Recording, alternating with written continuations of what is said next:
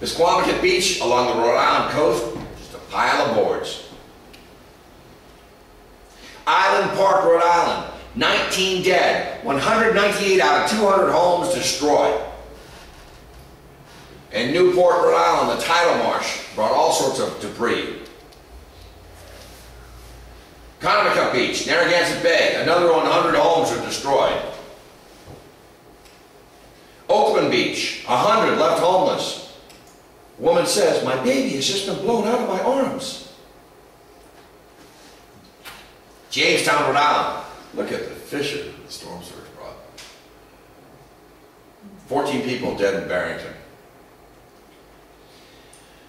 The Governor Carr Ferry in Jamestown, Rhode Island, washed ashore. 86 of 100 boats were destroyed on Block Island alone. Block Island suffered tremendous devastation. What were the three things you'd hear from people after the hurricane? Where do I go now? Everything that I own is gone. And of course, the heartbreaking one, I had no insurance. The rats at Brown University, there's an asterisk. I'm not talking about the people who work in the bursar's office there.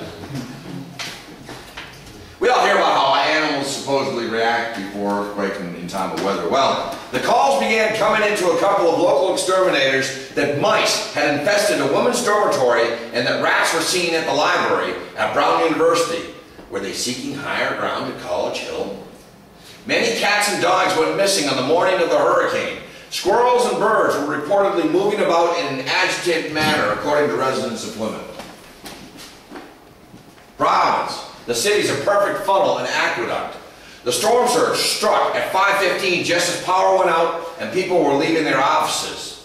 A white wall of water rushed up Providence River and a deluge of water 13 feet high was seen in city streets. Providence City Hall and the Biltmore Hotel.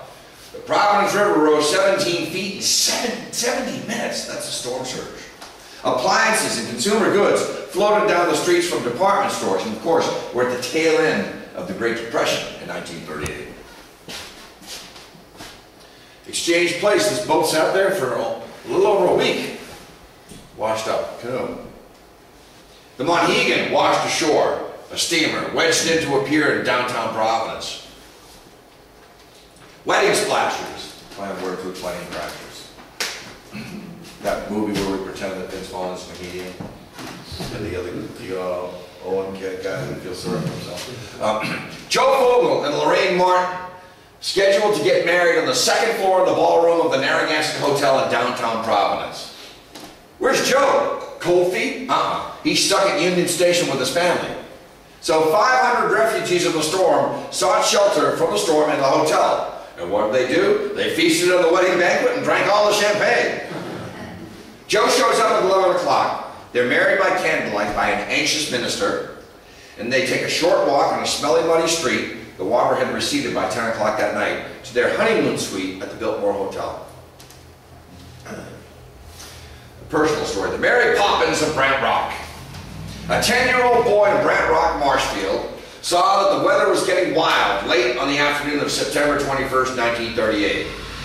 He decided to heighten the exhilaration of the storm by getting his grandfather's best umbrella out of the closet and climbing up onto the garage roof. He jumps off the roof, thinking that he might fly. As he tumbled to the ground, the umbrella was bent and broken. He received red bottom for his poor judgment. Of course, that boy was my father. The Great Flood of 36 devastated 5 states in March of 36. The Globe says it was no such widespread waves of destruction have swept over New England in the memory of living men. The floods which followed days of heavy rains, as I mentioned in the onset of this lecture, as many as 100,000 people were displaced and 100 people died. This was taken to Wearmass. In Northampton, Naked River spills. And the Springfield Police now were the Springfield Coast Guard. The Massachusetts South Coast, we're in the tail end here. An eyewitness to the storm surge that hit Horseneck Beach to Buzzards Bay at 5 o'clock. This is amazing. He actually sees it coming, the storm surge. He says, a long black band is approaching. A solid black wall of water looked like an unusually large black roller coming into the shore with its top being blown off so that it did not curl up and break like an ordinary wave. 30-foot waves at Horseneck Beach. 41 people die in Fall River. Ships, boats, and barges are torn off their moorings and docks. The oil tanker Phoenix spills its cargo, blowing across the river onto lawns.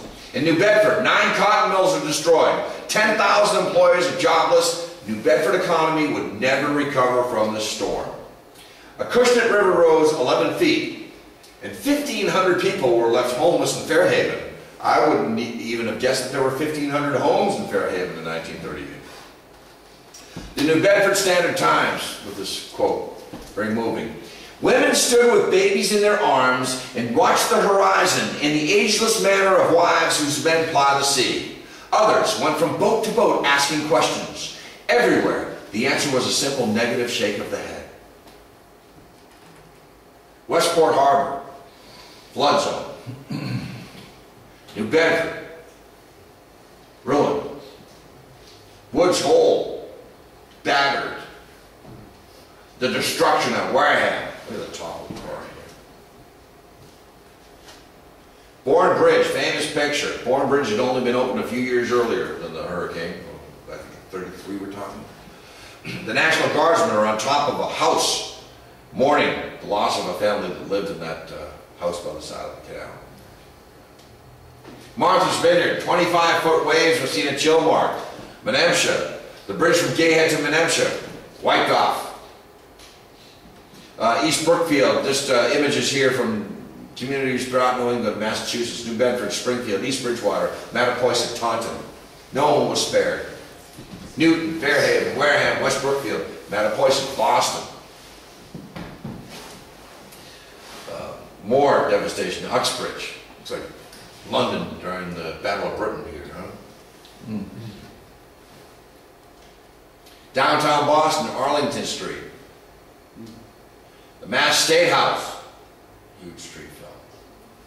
A lot of great trees that have stood for a century or more gone. Some of these, you can see if this is 38, odds are that they might have been around just after the Revolution, though. So, sadly. Hatshell, underwater. Lexington Green. Exeter, New Hampshire. Peterborough, New Hampshire. And then the papers are published. Boston Post, 45 killed in wild hurricane property damage and the millions, hundreds hurt by wreckage. A little underestimation. Then the Evening Globe comes out, hurricane dead, 250. Wrong again. Nazi terror reign begins, 322 dead in storm according to the Daily News, 37 in New York. Deaths now at 390 according to the Daily Record. Boston Herald, storm deaths mount to 515, 100,000 homeless. Factoids of this hurricane. Peak steady winds 121 miles per hour. As I mentioned, 186 mile per hour peak gust at Blue Hills Observatory in Milton. The lowest pressure, although this is debatable, I saw lower numbers, 27.94 on land at Bellport, New York. Peak storm surge, again, I would debate that it was upwards of 20 feet, 17 feet above normal. Peak wave heights, 50 feet in Gloucester. 700 deaths, 600 in New England. 63,000 homeless. 20,000 miles of power wire knocked down. 8,900 homes and buildings destroyed. 3,300 boats lost. 26,000 automobiles lost. 2 billion trees destroyed. The cost in 1938 dollars, $6.2 million. Adjusted to 1998, $15 billion. Now our dollar's not worth any more. Well, we double that, call it $30 billion. Shirley Ann Gatz was born at 3:28 p.m. at Eastern Long Island Hospital just as the roof blew off and flooded the delivery room. At this point I asked, who here was born on September 21st, 1938? I had a man raise his hand. He was a pregnant. He came 4 weeks early due to the low air pressure.